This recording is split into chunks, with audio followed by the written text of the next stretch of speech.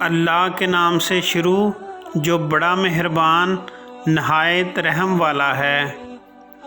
زندگی گزارنا نہیں جینا سیکھیں۔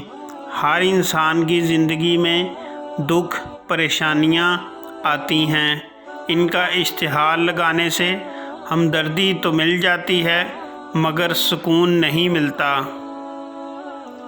قرآن مجید میں جتنی بھی قوموں کی تباہی کا ذکر ہے، ان میں سے ایک بھی قوم کی تباہی کی وجہ روزہ، حج اور زکوٰۃ چھوڑنا نہیں تھی، بلکہ کم تولنا، رشوت ستانی، انصاف نہ کرنا، کسی کا حق کھانا، ملاوٹ کرنا یا کسی کو ناحق قتل کرنا۔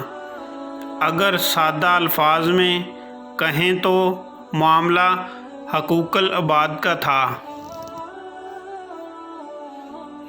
درخت سے گرنے والا کوئی پتا ایسا نہیں جس کا اسے علم نہ ہو، تو پھر وہ آنسو جو تیری آنکھ سے ٹپکا، وہ درد جس نے تیرے دل کو بے کل کر دیا، کیا اس 70 ماؤں سے بڑھ کر محبت کرنے والے کو اس کی خبر نہیں؟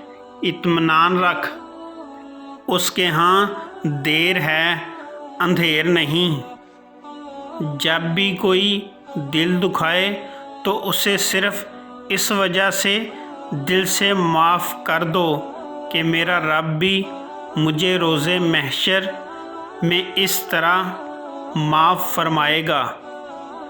جب اللہ تمہیں کنارے پر لا کھڑا کر دے تو اس پر کامل یقین رکھو، کیونکہ دو چیزیں ہو سکتی ہیں، یا تو وہ تمہیں تھام لے گا یا تمہیں اڑنا سکھا دے گا۔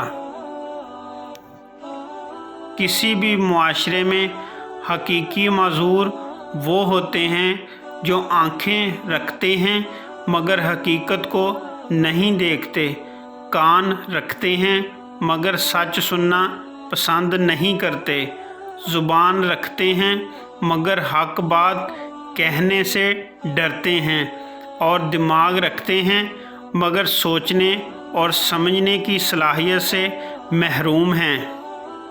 لفظ فرعون قرآن مجید میں موجود ہے، لیکن فرعون نام سے منسوب انسان نے جو اپنا کردار لکھا، اس کردار کی بدولت کسی بھی شخص نے آج تک اپنے بچے کا نام فرعون رکھنا گوارا نہیں کیا، کیونکہ لفظ فرعون سے منسوب انسان نے خدائی کا دعویٰ کر کے خود کو قابل نفرت بنا دیا۔